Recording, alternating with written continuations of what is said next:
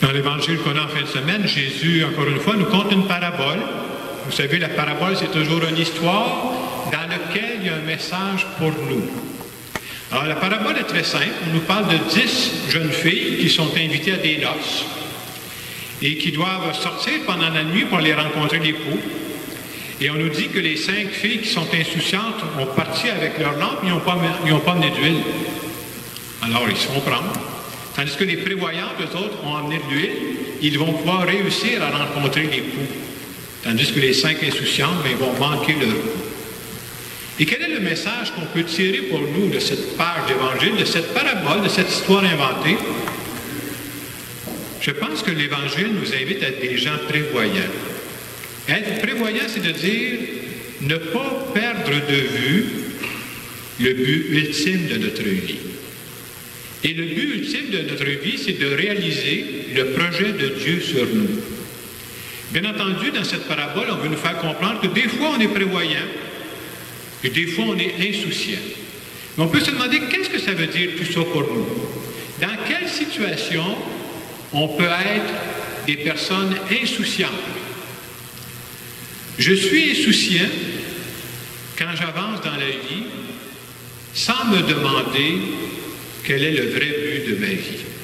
C'est insouciant d'avancer dans la vie comme ça.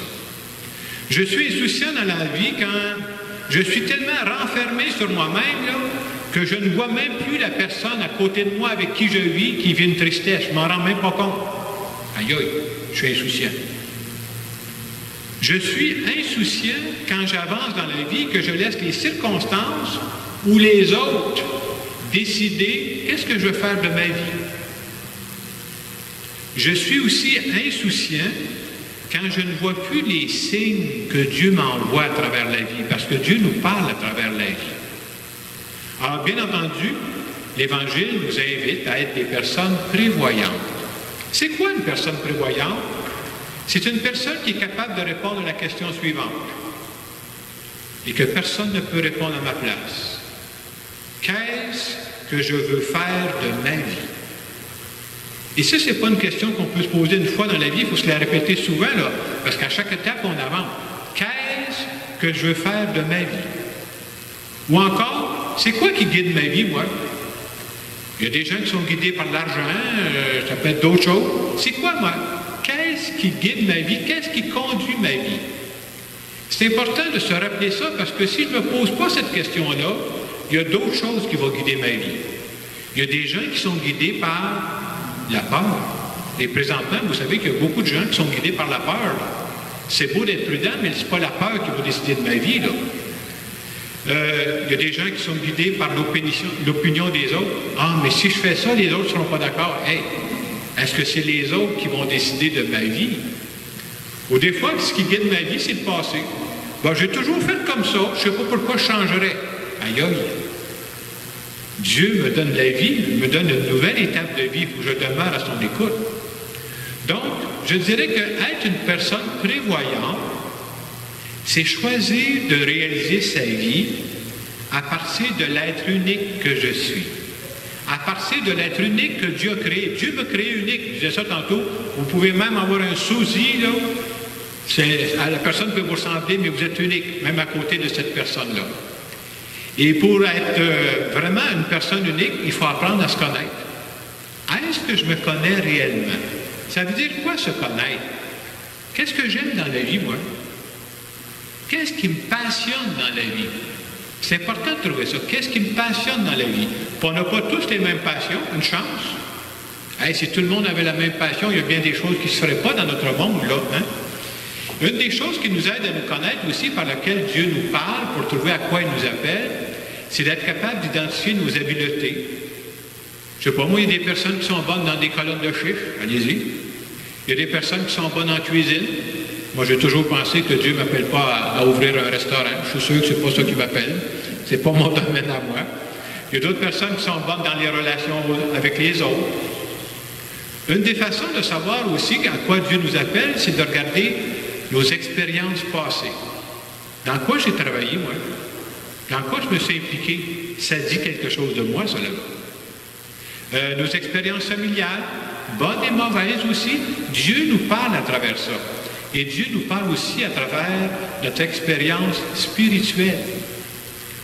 Et le sujet numéro 1, ça va peut-être vous surprendre, mais le sujet numéro 1 que Dieu prend pour nous préparer à rendre service, vous savez c'est lequel?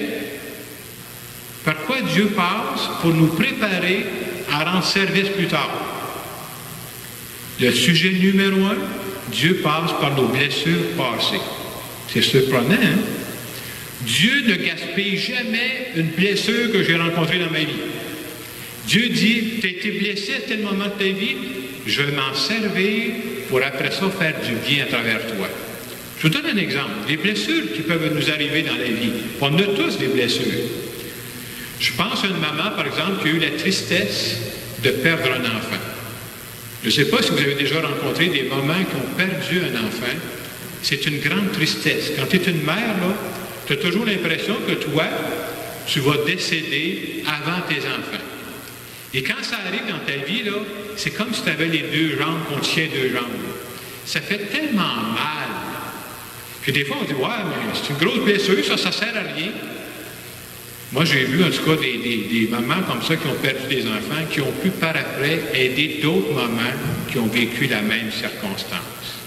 C'est comme si Dieu était passé par sa blessure pour ensuite s'en servir pour aller en aider d'autres. Dieu passe souvent comme ça. Je vous donne un autre exemple qu'on connaît bien. Pensez à quelqu'un qui a un problème d'alcool, un alcoolique qui s'en est sorti. C'est une tristesse, c'est une blessure dans sa vie. Souvent, Dieu va passer par une personne comme ça pour ensuite en aider d'autres.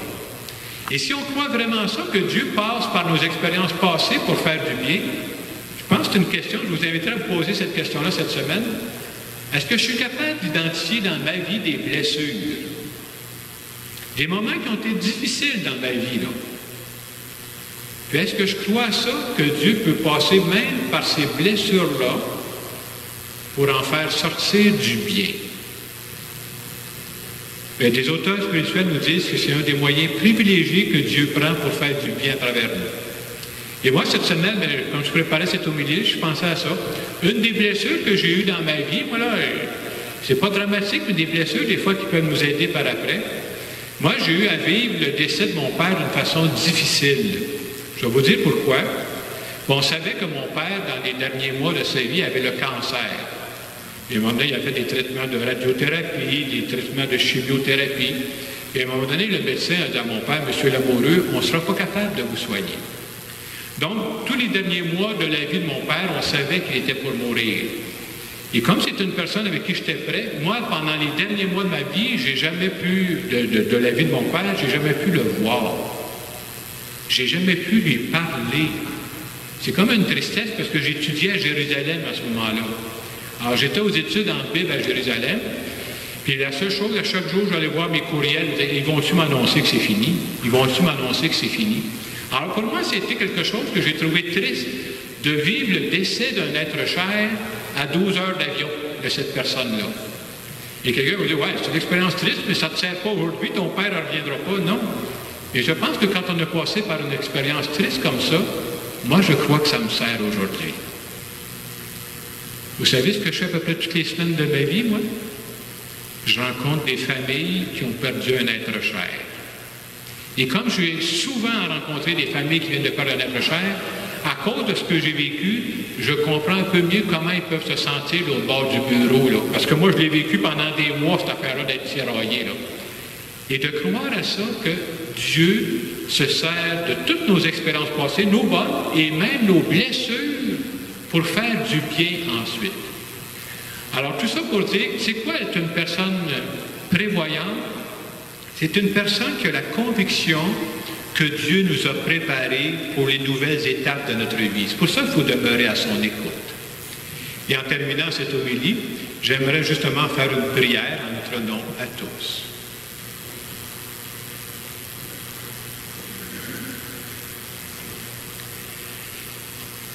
Seigneur Jésus, tu sais que je ne veux pas me contenter de vivre ma vie d'une façon insouciante.